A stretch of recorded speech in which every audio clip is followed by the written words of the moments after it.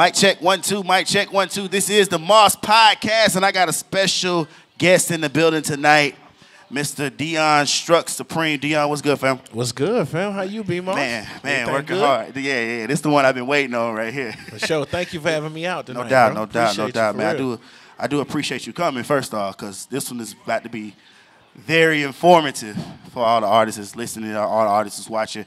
Big shout out to everybody that's listening on SoundCloud, everybody's listening on YouTube. Everybody like, comment, and subscribe. I don't usually tell that at the beginning of the podcast, but I make sure I tell everybody like, support, comment, and subscribe. We're trying to get these numbers up. We're trying to get everybody. It don't cost you to support. It don't cost shit to support. Nah. So, before we get started, I gotta let people know about the little history that we have. But from what I remember is that I remember years ago you was an artist first, right? Yeah. And now Absolutely. you're on the promotional side, the distribution side, the side that helps artists get paid, you know what I'm saying? All that side. So can you break down exactly what do you do, how do you get artists paid, and just everything you do as a whole?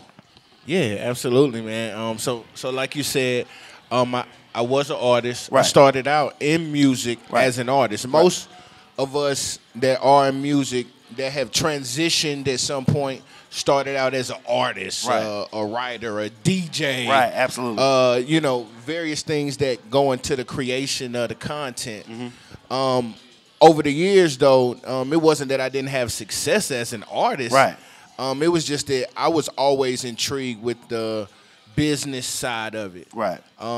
So through my journey, I kind of took on the responsibility of being more so of an executive, helping artists build their brands, but build it with a strong foundation. Absolutely. You know what I'm saying? Help them take the proper steps necessary so that they can have the ability to excel. I mean, Right. it ain't no guarantee. Yeah. You know what I mean? Yeah, But I get it. if you kind of have certain things in line and put together, I believe that you can succeed. So put together a company, me and my partner, Ray Hamilton. Shout out to Ray. Hey, shout out to Ray. You know, we got that Rabbit Distribution, which is it's a multifaceted agency. It's not just distribution. I mean, we market, promote, manage, distribute the artists globally. We doing live shows, public displays, putting them on platforms such as yours. Appreciate you know what I'm saying? Appreciate it. Really Appreciate to create that buzz and get that attention, that awareness up that the artists need, and not just it be this smoke and mirror of social media like today is. One of the main reasons that I noticed, you know what I'm saying, I know we're friends on social media and, we follow each other on Instagram and Facebook and everything, but you're one of the only few people, and I'm not saying this to downplay anybody else who what they do, but you're one of the first people that I've seen to actually show artists how to get paid from their YouTube views, their Instagram views, they SoundCloud, like anything that as an artist that you need to know. Because I'll be sitting up here, I'm like, damn, I wonder how can I get this podcast to get, you know what I'm saying? Like certain things that You on the way?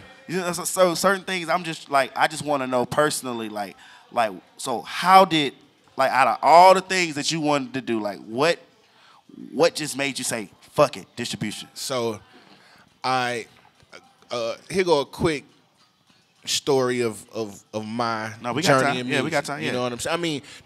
We it's a long story. I'm Okay. gonna condense it. You know what I'm saying? However, so my introduction into this, I was a senior in high school. Right. I was in theater. I was in sports. I was very active. Did poetry, wrote rhymes. Had an opportunity to be part of a group. That group ended up getting signed with a major record label. Right, okay. Very young. I mean, going on tour with Lil Wayne, Cash Money, Ashanti, all these different situations that was in front of me at a very young age. However, I ain't know shit about the business. So we go, leave out, tour, city, come back home. Moms and pops like, so where the money at? Mm-hmm. I'm like, well, the manager gonna situate it. You know what I Right. mean? Like the manager, she say it's on the way. So, Right. months go by, no money coming in. It made me start to think about, okay, well, what are the steps to actually make money as an artist? Went to college, went to Clark Atlanta University, got a business degree, start understanding mass communication and really the steps of being an artist. Because as an artist, there's no guarantee that you're going to be a mega superstar. That's very true. Right? That's very true. The thing about it is that at least if you understood the ways to make income as an artist, period. Right. Having ownership to the rights of your content and your true. music is always number one. You know what I'm saying? Being a registered artist, being a registered artist is not just the only thing, but it's a very important aspect to being in a system that advocates for you to get paid off of your content. You know what I'm saying? Yeah, you dropping some jewels. Yeah, I mean, a lot of artists out here doing music, but who do you have collecting on your behalf, or who do you have representing you, or even do you even have your name in the system to make money? You know what I'm saying? A lot of artists don't. So I said, well, you know what, Majority man? don't. Yeah, I mean, real talk, bro, because I come across them all the day. It's like, all right, I said, look, if this is what we're going to do, we know the game. It's no artist development. Absolutely not. It's no toolage to this shit. Like, at least when I was coming up in this shit, man, it was really like people where you had to go to practice and rehearse and really work on your craft. Today, go into wherever you want to make a studio at, because you can make it anywhere now today. Yeah. As studios in Atlanta. Yeah, you can make a studio anywhere. We can make a studio. Shit, we got a studio right here, right now. Yeah, you know what I'm saying? Like, straight up, shit. I'm just being real though. You real. Like, you can set it up, put that shit together, and put it out there in the world. And that's what the artists are doing, but they missing all the steps in between that.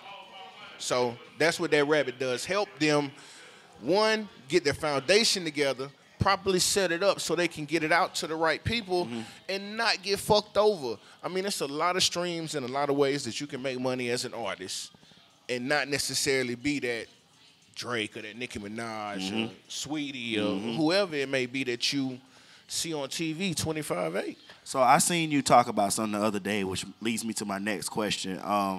You made a status about UPC and ISRC codes. What are they, first off, and what is the difference between the two?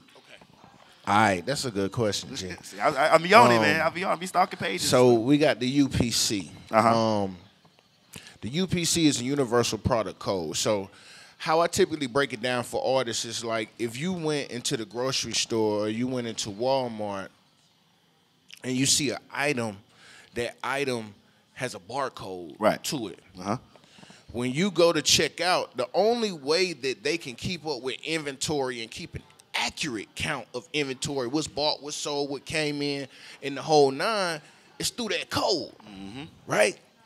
So as an artist, if you do not have a UPC associated to your content when you putting out here in the world, how are you properly tracking where it's going, when it's played, how many streams, how many downloads, how many sales, anything like that, you know? So that's the overhead of the project. Then we go into the ISRC.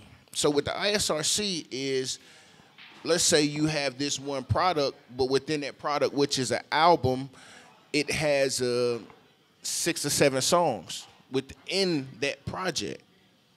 Each one of those pieces of content now have to be separated and identified after you've encoded the total project. Right. You know what I'm saying?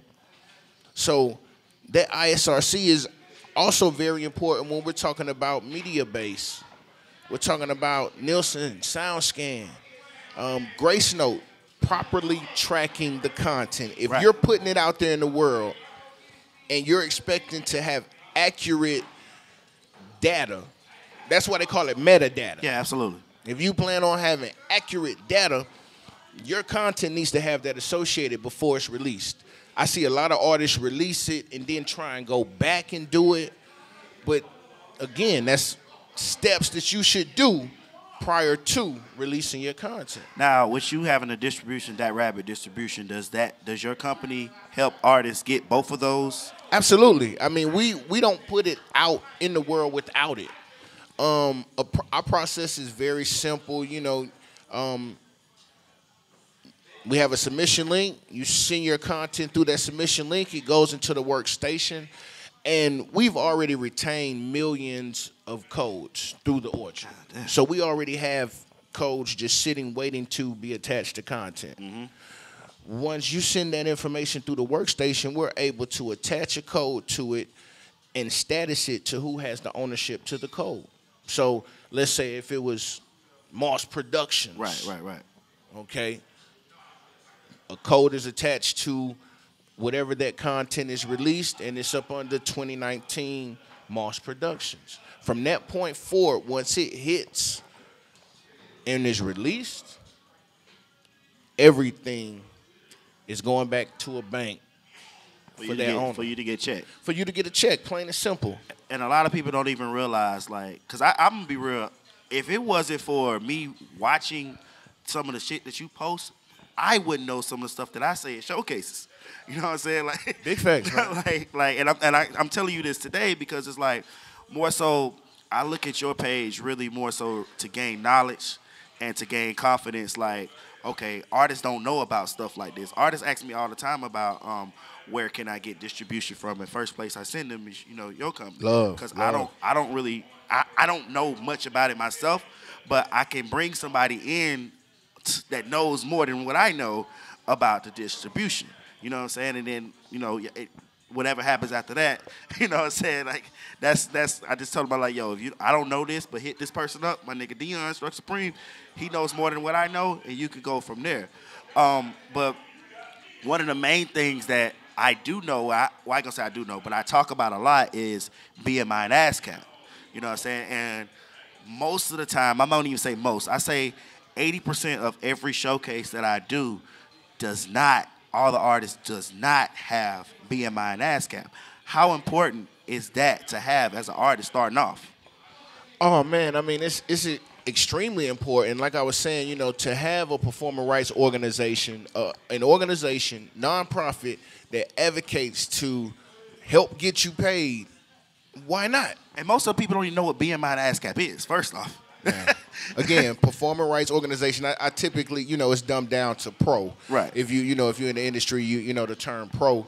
And I asked a lot of people, who are you registered with? What performer rights organization? Of course it's TuneCore or CD SoundCloud, Baby. CD Baby, and I'm like, no. So I know that, again, that artist development, there's a lack of it. And that's why I created my page the way I created. Absolutely. So that I can give some knowledge, some tad bits, because to the hundreds that do tune in to what I say and what I'm doing, trust me, they always in the inbox like, yo, Struck, damn, I didn't know. Thank you. Yeah. Like, I appreciate you. Like, and that, for me, that's my purpose. That's what I'm doing it for. And at the end of the day, that's why it's easy to make that transition. But it's very important to be a registered artist. I mean, songwriting is one thing, but if you are going to register, as a songwriter, think about this. You get paid for your music being played on the radio. If you have Sound Exchange, which a lot of artists don't even know about Sound Exchange. Yeah, I heard about that. Sound Exchange is the new wave. I mean, we're in a digital era, so a lot of artists just like ASCAP, BMI. But for real, Sound Exchange, bruh. Like, Sound Exchange is where it's at. What Sound Exchange is? So Sound Exchange is a performer rights organization as well. It's the newest performer rights organization, and it's pretty much created for just digital royalties only. Okay. BMI ASCAP, they'll do a whole shitload of stuff from performance, commercial, composition. I mean, they international royalties. They do a whole list of shit. Right. But with Sound Exchange, it's just straight up and down digital. If you got music on Apple, iHeart, Pandora, like, bruh. YouTube as well? YouTube, bruh. Oh, okay. These folks, they cutting checks. You know what I'm saying? If I'm not mistaken, I think might have been $2 billion made, or should I say paid out in royalties the last quarter. Okay. It's a lot of artists that are not famous, but if you understand the business side of this shit, they got money. They get money off their music. Off their music, their content. A lot of them own it. They own it to the point where they can release it when they want to, how they want to, and if situations come, they're the ones in control to make the decision. So how do you feel about people who pay for views, pay for clicks, how is that, you know what I'm saying? Like how does that work with getting the check? Listen, Is that even possible? Like how? Man, listen, man. Anything is possible the way the game is today. Right, absolutely. Anything is fucking possible the way the game is today because you've seen endless amount of artists manipulate the game, manipulate the system. Yeah. You know, that's why they use this cheat code term because there are ways to manipulate the system. My advice to that question is be smart about how you do it. This shit don't come for free. No, I don't. So you're going to have to put some money into it. And for real, if your numbers is low and you know you got hot music, I strongly suggest invest finding a way to help get your numbers up so that more people can get in tune. You know what I'm saying? This shit a numbers game, B-Moss. Oh, yeah. You know, I get artists all day that send me content. I don't just look at social media. I look at those numbers, streaming, YouTube views, all that type of stuff. And I'll be honest with you. You know what I'm saying? Sometimes I look at it and I'm looking to see, well, how many views do they have? Who's looking at this? Is anybody commenting? You know, because as an executive, that's what we're looking for. Right. You know what I'm saying? Yeah. So if you're not investing money in the grassroots side of this shit, you can't expect the other guy to come in and put a bag on you to blow you up real fast, but it's really he might as well did that for himself. He might as well put the bag on himself and blew himself up. You know, I mean, if that's the case, because you don't have anything built. That's what artists got to understand with that shit, man. You know, so paying for views or paying for likes or, things like that, again, it's about who you using. Is it effective? Is it real? Direct marketing is key. You know that shit. Oh, yeah, true. I know you know that from this experience you just had from the tour. Mm-hmm. Direct marketing is key right now. Once you find your target audience, it's a wrap. You can take the fuck off. You know what I'm saying? And that's where we come in and help the artists. Like the TuneCores, the CD Babies, the Distro Kids. Yeah, them folks, they got distribution, and it's cheap. But you ain't never gonna talk to them folks. You ain't never gonna sit down and have a meeting. I got an office right here, College Park, Phoenix Boulevard, right down the street. Mm-hmm. You know what I'm saying? You can come sit down, have one-on-ones. We got real A&Rs, real marketing professionals, real web designers, the whole 9 yards. None of them other distribution platforms gonna give you that. You know what I'm saying? That's and true. As an artist, you need a built-in team. You know what I'm saying? That believes in you. That believes in your mission, believes in your content, believe in what you got going on. A lot of these artists, again, they just recording, throwing it up. That shit is hitting nothing. It's duds. It's just constant dud after dud after dud. The only way that changes is when you invest that money in the proper places. That's it. You can't just put money out there and expect people to just listen. Investing it into the right place so the right people can listen to it is really where it's at. I made a status earlier today about Coca-Cola. And I seen that. I seen that. Yeah, I seen that. And it's real though. I mean, yeah, it's true. I said before Coca-Cola became a major brand, Coca-Cola pushed Coca-Cola first. And then after the years went by, Sprite came, Powerade came, Dasani came, Diet Coke came. And in reference to what I was really mainly talking about was, and I want your opinion on this as well, how artists push more than one track at a time. Like how they push a whole mixtape and then for 30 days, 45 days, they feel like it ain't going nowhere. Then they drop a whole nother mixtape. You know what I'm saying? Like, do you think it's better to push a single or better to push a whole project? And then if not, how long should somebody promote a single or a project? So, I mean, them some real good questions, bro. Like, I've been studying for this. I was waiting on this. For sure. Like these some real good questions. Like, first and foremost, as a new artist, if you're a new artist and you just coming out here in this music world, I really don't care how much music you done recorded. Right. You know what I'm saying? Like, if you coming out in this music, nobody has heard of you. You're trying to build your name, trying to build a platform. I highly recommend starting out with a song, a single. I mean, when you think about it, any big name artist that you can think of, who has just dropped an album? No. It don't work like that. That's not the process, bro. You know what I'm saying? It's a formula. You know, it's a process to it. So you can't just say, well, shit, man, the streets want a mixtape. I'm just gonna drop that mixtape. Like, bruh, no, slow down. Like, we can drop the mixtape. Absolutely. But it's a process to dropping a mixtape. All right, so you got a mixtape. You got 13 songs. Well, what's the best song on this jump? What's the best song? Not, I don't want to hear that, man. I got three. You might, but I'm asking you, what's the best song that they feel? Oh, well, no, even that what they feel. Just the best song. Yeah. Period. The best song. I don't care what the artist feels, because at the end of the day, time and time again, the artist will tell you, big or small, the artist that they blew up off of was not their favorite song, or not the song that they felt. Right.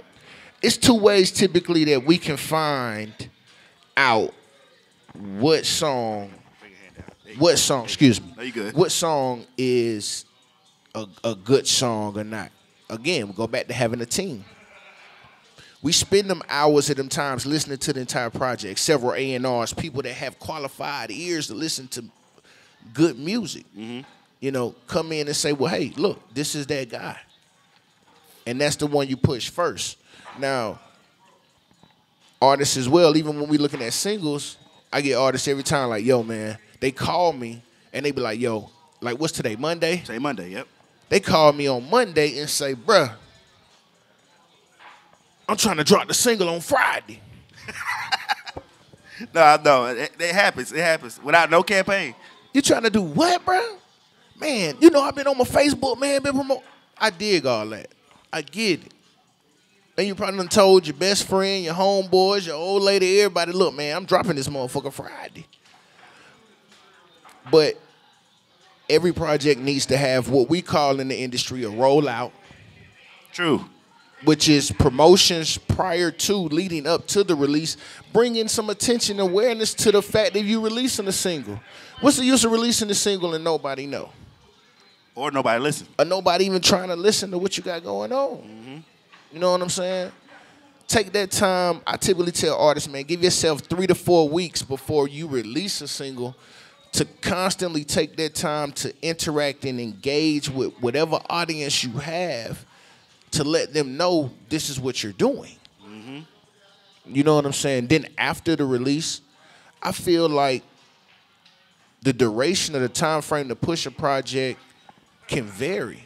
But minimum, give yourself 90 days. Give yourself a quarter, man. If you don't know what a quarter is, man, you know what I'm saying? Give yourself 90 to 120 days on a project, man, especially when you ain't got no major budget to play with. Absolutely. That's different if you saying, okay, well, out the gate, man, I got 100K, we ready to roll. I got a quarter, we ready to roll with this shit. Oh, well, that's different. Then you can make things happen very fast. It's sad it's like that, though, because it's like nowadays it ain't even about how much talent you got. It's more about how much money you willing to spend. Well, you know, the thing about it is, man, like, unfortunately, that aspect to it, I can't really blame nobody but us for that. Yeah. Like, just us as a people and just how we've run the culture and just hip-hop and shit like that. Like, you know, we literally have something that nobody else can do. Yet, those that at the top of it, those that control it, they're not us. Right. You know what I'm saying? And they'll put us at odds against each other to keep they shit fat. Yeah, that's major facts. You did what I'm saying? Yeah, absolutely. So I put that statement, that's our fault. Shit. We did that. We doing that. You know what I'm saying? But what we have to do is, again, get back to having ownerships, controlling what we doing. We don't have to compromise and sign to that type of situations no more. If you got your business set up right and you got yourself in position and control and ownership, I'm talking about business licenses and all. Yeah, absolutely. Own your shit. Own your shit. You know what I'm saying? All the way through.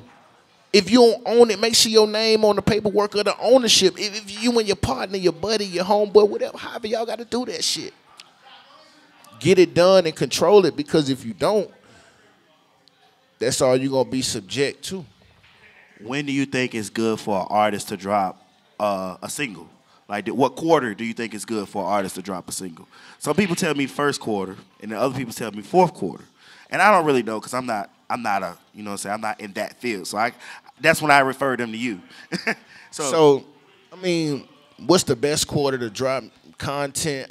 I can't really say, okay, well, hey, first quarter is better than second quarter, third quarter, and fourth artists quarter. sometimes they don't even know when quarters are. I mean, yeah, exactly. So, you know, like to even get into that, I don't really think it matters. I think that it's about creating the right project. Okay. You know what I'm saying? And again, taking the steps to make it the right time. You could have something that you release, excuse me. You good? In the fourth quarter, and due to the fact that all the major superstars and shit drop they stuff in the fourth quarter. Don't want nobody to hear your shit. Ain't nobody hearing your shit. So it was dope. It was hot. It was flame. But look at what you was up against. Right. You know what I'm saying? Right. First quarter, you know, you look at the first quarter, you know, that's what everybody say, hey, man, I'm going to start the year out strong. I'm going to go hard. I see a lot of new artists come out in the first quarter. Well, I mean, because it's the first quarter, it's like, okay, well, if I'm going to jump in this game, I'm going to jump in the game in the first quarter. Okay. It makes sense. If you play sports, that's when the game started, in the first quarter. So, I got you. I dig it. But if you start in the first quarter, you do have to understand that there are 3 more quarters. You know what I'm saying? So when you start out in the first quarter, it ain't gonna even really be about what the fuck you did in the first quarter. You know what I'm saying? Like, yes, that does have some aspect of what happens going forward, but shit, you gotta continue going. You know what I'm saying? You gotta put in the whole year of work. And a lot of artists think like, okay, so I drop some shit now in the first quarter, I'm gonna get paid right after that. Nah. Bro, you in 90 days, 3 to 6 months you in before you probably even see money if it's done right. Some artists a whole year. For real. Some artists it's a whole year before they even begin to see their first piece of money off the music. So you gotta have other hustles and other shit going on, but you know, look, do it right. Absolutely. Period. Do you think, I made a status last night about this status as well. Do you think it's harder to get on or harder to stay on?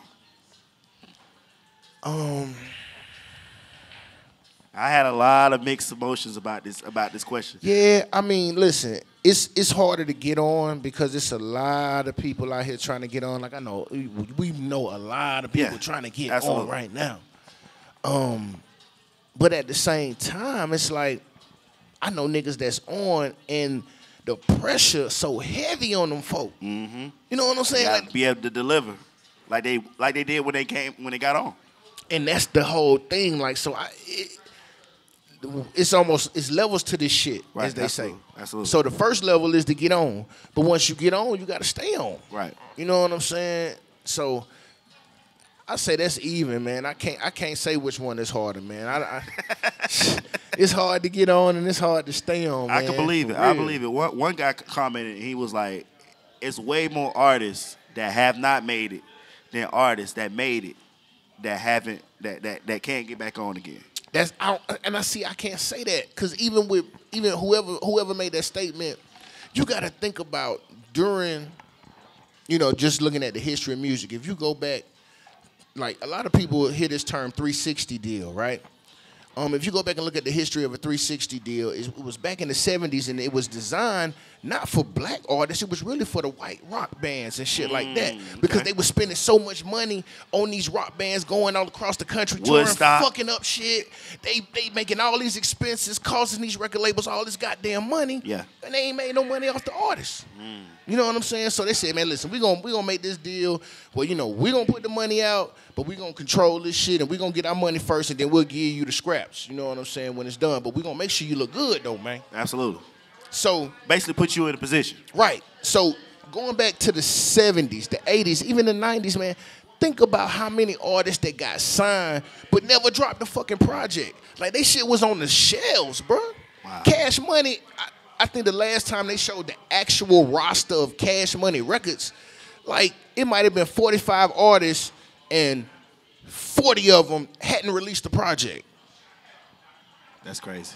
So it's artists that sign. They done got That's their crazy. chain. I never thought about that though. Yeah. They done got their chain. They done had this whole signing party. They done went through this whole process. Got the cosign. Got the pictures. Oh man, all that shit, and still ain't released no project. Lizzo been with Warner Brothers forever. Oh wow, I didn't know that. Man, look up the history of Lizzo, man. She was with Warner Brothers and them, man, forever. And just got a break. I know for a fact I've been seeing Lizzo with them for about 4 years. Shit. Damn. That long? Go look the shit up, man. If you think I'm lying, man. Everything I say is word. No, I believe Like, it. I believe it. I didn't know who that's Lizzo what was till last year. That's what nobody did. Right. Actually, no, not even last year. This year at the BET Awards. 2019 That's has when I been the found out about Lizzo it. epidemic. Like, Like, who is Lizzo? and she don't really do music for us like that. But you know, to see this big black girl, a sister doing her it. thing, yeah. Salute to Lizzo, man, Yeah. because I love the creativity. And I think, that's what it was. Going through these years, think about this shit, man. You know how it is, how hard it is for a big girl to be a center of attention. Oh yeah, absolutely. So they had Warner Brothers was sitting this whole time like, yo, the music dope as shit, but How we gonna market this? how we gonna market BBW? You know what I'm saying? So that was the whole thing, finally to the point where she said, look, I'm gonna put it in these folks' face. They done signed me. I'm gonna use their name, but I'm gonna go out here and be a trailblazer with this shit. I'm gonna make myself hot. Right. That's what Lizzo did, and now here it is. You know what I'm saying? So even as a signed artist, like you said, even when a nigga sign on the dotted line, my dog, in most cases today, you still gonna have to bust your ass. Like, you gonna literally start over. Everything that you did After to you made get it. signed, Yeah. right. Everything that you did to get signed, once you get signed, you start back to square one again. You know what I'm saying? So How important you think is building an image with an artist? it's all about your image. It's all about your image, man. I mean, image is everything. It wouldn't be no Instagram if it wasn't about image. Because I feel like a lot of artists nowadays, especially at these showcases, they think that it's all about the music. You know what I'm saying? And they be wondering why people didn't pick them and they all sound the same. You know what I'm saying? Like they all sound the same. They all rapping the same.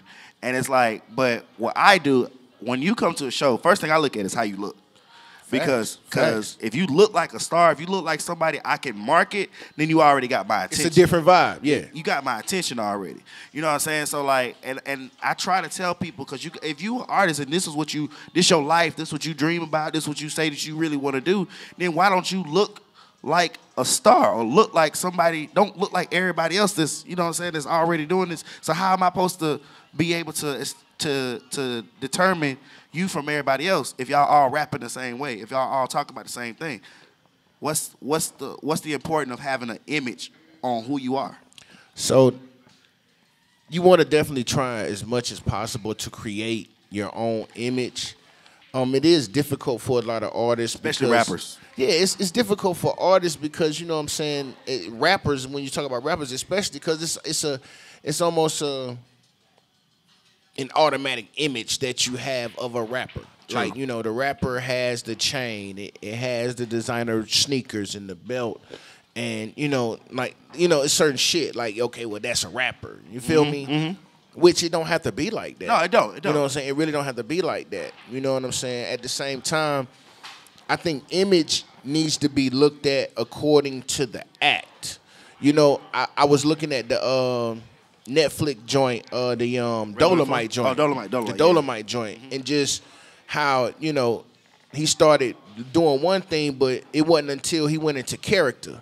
And you know what I'm saying? When Mr. Moore was one person. Right. But Dolomite was somebody totally different. I'm talking about from the wig and everything. Mm-hmm. And we see that. Now, I'm not saying that you got to have the antics and the bullshit, but you have to have an image, and if you are going to be that character, you got to get into character and stay at the character at all times. That's true. You know what I'm saying? So I feel you when artists come through the door and I see an artist, and I mean, it's no disrespect. Yeah, absolutely. Shit, no disrespect. everybody financial situation different. You feel me? So, like, you know what I'm saying? You might have this one cat that's blowing a whole bunch of money on his image and his look, but the music trash as fuck. Yeah. And I ain't even talking about his lyrics. I'm talking about the quality. Oh, we got that's a whole nother conversation. You know what I'm saying? Right I'm talking about the quality of the motherfucking work. You dig what I'm saying?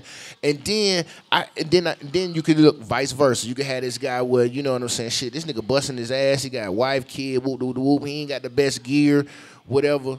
But the music is all right. It is a little bit harder to help that guy that doesn't have the image, right? You know what I'm saying, be appealing to the naked eye. But you know what I'm saying, that's when you gotta, dust them off, take them through the development. You know what I'm saying, let them know, hey, look, if this is the position you gonna play, at least when you in this arena, try to look the part. You gotta look the part. Right. You ain't seen no basketball player on the basketball court dressed up like a football player. That's true. You know what I'm saying? You ain't gonna see no shit like that. So you gotta dress the part. If you coming on this stage or this arena to be an artist, by all means look at it. It's a lot of artists that done faked it till they made it. So I'm not saying do that. Right. That's not what I'm saying. I'm just saying what works in your budget, what look the best that you can, come out ready to shine, because you never know what camera, what lights are gonna be on. Who watch you? You never know. How important is building relationships in the industry, or just building relationships with people? Man, listen, man. That's very important. So, building relationships, I think, is key. It can help you so much in this game, because it's always somebody that's turning the knob but has the key to get to where you're trying to get to. That's true. You know what I mean? So it's like, to have relationships and strong relationships, solid relationships, try and keep your name good, you know what I'm saying? Be a man of integrity, a man of God, and have like a purpose with what you're doing, man. That shit is really important, man. Me personally, I don't think I would be where I am today if it wasn't for relationships. It wasn't for relationships and having good relationships. Like, you know what I'm saying? Like, because it's one thing to have relationships. A lot of people that have relationships done burnt every bridge they got, and they don't give a damn. You know what I'm saying? And they still trying to. They got what they got out the person. There you go. And that's it. You know what I'm saying? But then you have individuals like us that, will take that relationship and see, okay, well, how can I use this person to help this person and bring them into my fold, or provide an opportunity that could help them, because that's what real relationships about, helping one another. Absolutely. That's how you grow. Well, I believe that might be it for all the questions I got. You got any questions for me, man? Man, the one question that I do have for you, like, how has it been for you, just making this transition from being a DJ, which, I mean, I know you still are a DJ. Right, absolutely. But, we were just talking in the back about, this whole media company that you're creating. And, what was it, or at what point was it for you where you was, I would assume you were back in the DJ booth somewhere just seeing everything that's going on around you, and it hit you like, damn, I really could have a whole production. You know what I'm saying? Like, at what point was it for you when that was the epiphany? You know what's so crazy? Because a lot of people don't know, I used to be on the radio in Augusta. I was never DJing on the radio. I was just, as a radio, that's why my name was MC Moss. So I was never DJing on the radio. So when I was in Augusta, Georgia, I was just on the radio. That's why I got a lot. Shout out to AUG, 706. Man. That's why I got pictures with J. Cole, Wiz Khalifa. All that happened from radio. Jacquees, you know what I'm saying, interviewing them. Nicki Minaj, just over the years, just interviewing people. So, like, when I moved to Atlanta, well, actually, I was in South Carolina. I moved to South Carolina in 2012. Still wasn't DJing. I didn't start DJing until 2014. Wow. Which is only 4 years ago. You know what I'm saying? 5 years ago, roughly. You know what I'm saying? Shit, that's about the time we met. Right around that time. But I was back and forth from South Carolina to Atlanta. I moved to Atlanta mainly to get my name out there as a DJ. And but I really wanted to do the media thing. You know what I'm saying? So it's kind of like when people rap and then become actors. You know what I'm saying? Right. And they stay actors. You know what I'm saying? Ain't nothing wrong with that, though. No, nothing. And so more likely, like when I knew I had it, you know what I'm saying, after the showcases and everything, I was like, okay, I got enough followers now. let me start a podcast. Let me go on tour. Let me, do this. You know what I'm saying? And because I had a podcast recently, but it just didn't work out. And I was like, now I want to be more informative and talk about, talk to the people that I feel like will listen and have a following to where my people will listen. And it just grew from there. So, like, that's how the podcast happened. And then eventually after that, I'm about to have my own bar in a couple years. Like, so like, I have a big plan. Like, I have a 5-year goal, 5-year goal, and then it's going to grow from there. So having this platform right here with this podcast, that's something that I feel like none of my peers have. You know what I'm saying? And people will actually sit down and listen. Big facts. Big facts. And that's like you said a media company. I never thought about it. Like it really is a media company. No, it has to be. Because I've done podcasts. Right. I've done other interviews and stuff like that. This nice, bro. What you doing, man? I really salute you and I appreciate it. You know what I'm saying? I respect what you're doing, man. Coming off the road, 40 roughly 30. It was 34, but 30, man. Yeah. We had canceled a couple shows. Man, after 25, man, folks be ready to tap out. You know what I'm saying? So for you guys to do that, you know what I'm saying, and you to spearhead that, bro, man, like kudos, salute to you. I appreciate that. For that, man. Keep it coming, man. Next year, that rabbit will be a sponsor, Absolutely. For real. Like, I definitely want to come in and see what we can do to help with that. That's something we can definitely talk about. That's a dope situation. Because I did it this year with no sponsors. I know. That's what I'm telling you. No sponsors, no investors. And, like, I've been planning this since January of 2019. You know what I'm saying? So, like, just to make something, an idea actually flourish into an actual tour, I did everything myself, all the bookings, everything. Bruh, you unstoppable now, bruh. Like, for real, bruh. Like, you unstoppable. These folks, you got these folks shook, man. And there's no independent DJ, I feel, in Atlanta, Georgia, is even coming close to what I'm doing right now. Man, listen, bro. Like I said, man, what you doing and how you doing it. Like, I've seen cities on cities, and like you said, no sponsors, no major money. This all out the grassroots, out your grind, out your hustle. No promoters. The team, just you and the team that you got putting down hard work. And hard work brings success, bro. Like, a lot of people want that quick shit, that snap of a finger, that don't last. And it's just more so branding. Everything I have is all about my name. That's all I got. It got to be. Moss Podcast, music over stressful situations. That's all I got. You know what I'm saying? So, like, Moss Podcast, the Moss Fest tour. I got Moss Mondays coming. Like, everything is all about Moss, because even if you're not talking about me personally, you're going to talk about me in other ways. So that's how you do it. That's how it is, man. But Dion, man, Struck Supreme, appreciate it, man. Man, I thank you so much, appreciate you, man. This is episode 5 of the Moss Podcast. Instagram, anything you want to talk about? Oh, man, you already know the demo, man. Please go out, support, follow the movement. You can follow the distribution company at ThatRabbitCom, ThatRabbitCom. And you can follow my personal Instagram. I always got updates, always got events, always got a lot of things going on for the independent and emerging artists. Hit that up at Struck Supreme. That's STRUC Supreme. Also, we got the Atlanta Independent Awards coming up in April 2020.